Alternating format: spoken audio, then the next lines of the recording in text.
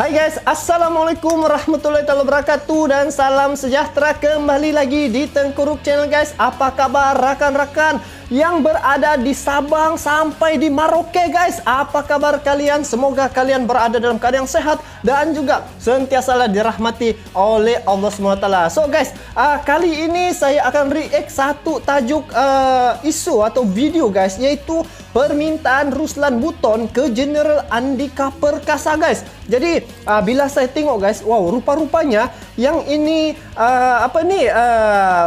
Ruslan Buton nih, dia merupakan bekas tentera ya. Walaupun dia sudah dipecat dari TNI, tapi dia punya solidaritas TNI masih mengalir guys. Jadi ini terkait dengan perkara yang telah berlaku di Papua guys. Baru-baru ni saya tengok begitu agresif sangat ini KKB guys di Papua. Jadi baru-baru ini juga telah diserbu oleh pasukan TNI guys, dan mereka berjaya untuk membolosi dia punya kubu guys. Jadi apa permintaan Ruslan Buton ni kepada General Andika Perkasa ni guys? Apa dia punya permintaan ni ya? Jadi saya mau tahu apa dia punya permintaan ni.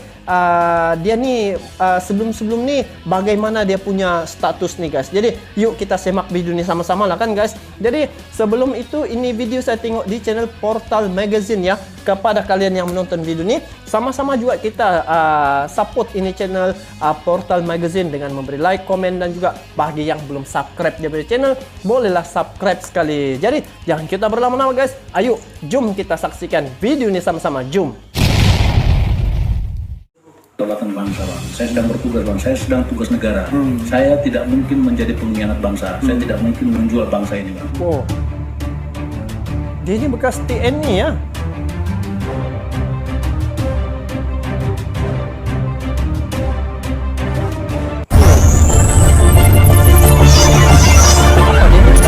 Apa dia punya permintaan nih?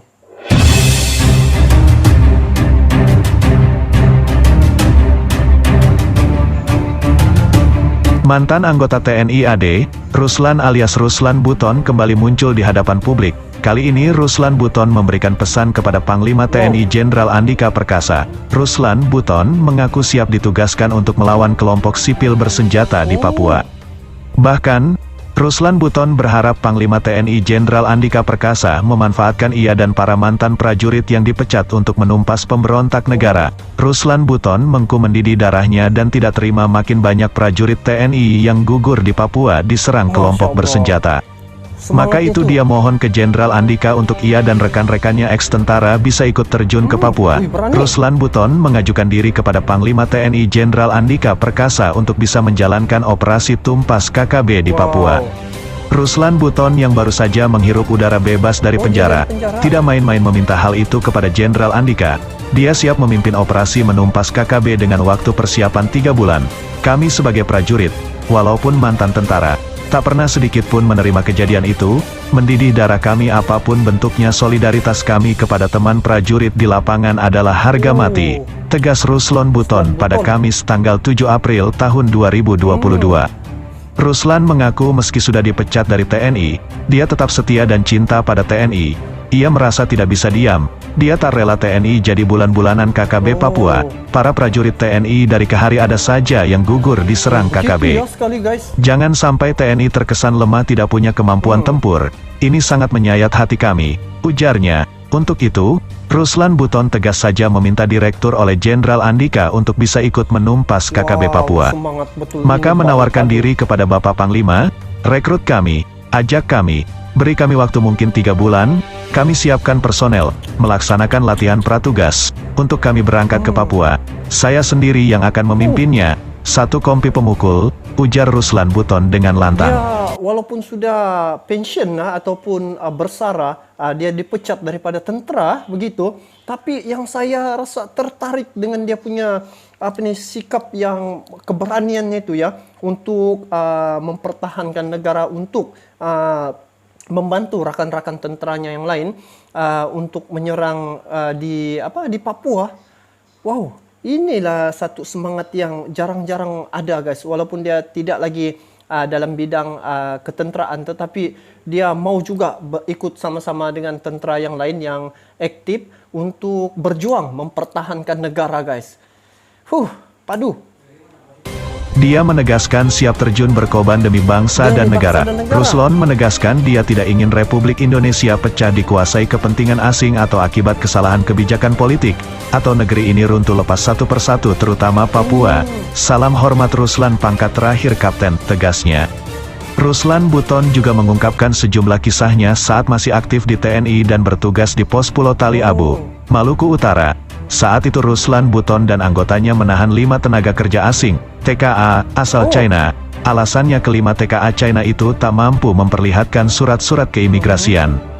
Kata Ruslan Buton, kelimanya tidak mampu berbahasa Indonesia maupun bahasa Inggris. Disinilah paling senang menunjukkan orang tu betul-betul lokal di Indonesia apabila disuruh bercakap ataupun berbicara bahasa Indonesia. Bila tidak pandai, dapat dikecam terus itu bukan warga negara Indonesia. Ngam dia punya cara nih. Mereka itu saat diperiksa tak bisa komunikasi. Kemudian saya tanya pakai bahasa Inggris. Sama juga tak ada yang mengerti, katanya.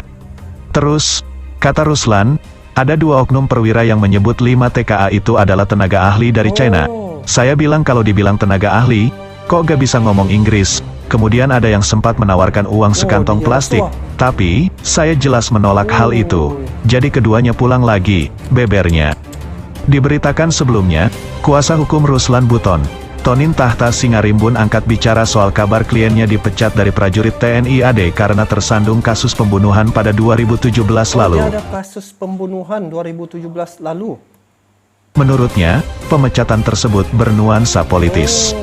Pada 2017 lalu, Tonin mengatakan Ruslan Buton diketahui masih menjabat sebagai Komandan Kompi sekaligus Komandan Pos Satgas SSK 3 Yonif RK 732, Banau.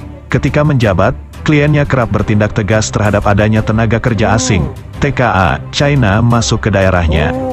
Jadi Ruslan itu pada 2017, dia tangkap TKA China yang di Maluku Utara. Orang China bawa visa turis bekerja di perusahaan pertambangan.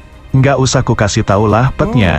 Dia tangkap karena dia komandan di daerah sana, kata Tonin kepada Tribun News, Minggu tanggal 31 Mei tahun 2020. Ketika menangkap, Ruslan sempat dilobi petugas atau pejabat yang tidak disebutkan namanya agar melepaskan TKA China yang ditahan. Bahkan saat itu, kliennya sempat disuap agar bisa melepaskan seluruh TKA tersebut. Kapten Ruslan selaku komandan operasional mengatakan, kalau uang itu tidak ada kaitan dengan kelima TKA maka akan saya terima. Tapi kalau uang tersebut untuk melepaskan kelima TKA maka akan saya tolak, kata Tonin menirukan ucapan Ruslan saat itu. Penolakan inilah yang diduga menjadi penyebab kliennya mulai diincar agar turun dari jabatannya. 4 bulan setelahnya, markas sekaligus asrama TNI yang dipimpinnya diserang oleh seorang pria bernama Lagode. Saat penyerangan itu, Lagode pun terbunuh saat mencoba menyerang markas TNI AD. Yang dibunuh ini, Lagode, bukan petani. Yang dibunuh ini preman, sudah 2 kali bunuh orang itu. Narapidana itu, keluar masuk penjara, jelasnya. Dia serang markas, terus kalau serang markas dibiarin, nyerang markas tentara. Itu asramalah tapi ada kesatuannya juga, sambungnya. Kasus pembunuhan inilah yang menyeret Ruslan ke mahkamah militer. Ia menuturkan, proses jalannya persidangan pun seolah didesain bahwa kliennya harus didepak dari militer. Itu jelas didesain dia harus dipecat. Pokoknya dia harus dipecat. Kenapa? Karena dia yang bikin TKA China di sana susah masuk. Berarti direkondisikan preman ini untuk mengganggukan, ujar dia. Sebagai informasi, saat menjabat Komandan Kompi sekaligus Komandan Pos Satgas SSK 3 Yonif RK 732, Banau, Ruslan terlibat dalam kasus pembunuhan Lagode pada tanggal 27 Oktober tahun 2017. Lagode ini disebut-sebut sebagai seorang petani. Pengadilan Militer Ambon memutuskan hukuman penjara 1 tahun 10 bulan dan pemecatan dari anggota TNI AD kepada Ruslan pada tanggal 6 Juni tahun 2008. Begitu alkisahnya, ini Ruslan Buton nih, rupa-rupanya dia ni bekas seorang tentera Indonesia ya, tentera nasional Indonesia. Jadi kalau tengok itu kesnya itu satu cerita, tetapi apa yang saya mau highlight di sini, semangat juangnya itu guys untuk mempertahankan negara tuh guys, dia sanggup berjuang lagi walaupun dia sudah bersara daripada tentera, tetapi dia minta mohon kepada Jenderal Andika Perkasa agar dia dapat turut serta untuk mempertahankan tanah air, untuk menghapuskan pengkhianat-pengkhianat bangsa di Papua, guys. Jadi inilah sifat keberanian yang jarang-jarang ada, guys, pada seseorang. Tetapi bagi Ruslan, dia ini memang satu contoh semangat yang patut diikuti, guys, dan ini merupakan satu aset juga sebenarnya kepada negara untuk mempertahankan tanah air tercinta. Jadi, guys, semoga apa yang dipohon oleh Ruslan ni mungkin dapat pertimbangan, kan, guys. Dan saya tidak tahu background ini yang selebihnya bagaimana. Mungkin kalian ada info selanjutnya, bolehlah komen di bawah. Jadi apapun, memang semangat ini adalah semangat yang betul-betul membuat saya rasa pun bersemangat untuk mengetahui lebih lanjut lagi tentang Ruslan ni. Jadi itu saja untuk kali ini. Bagaimana pula pandangan kalian, guys, terkait dengan perkara ini? Kalian bolehlah komen di bawah. Jadi itu saja untuk kali ini.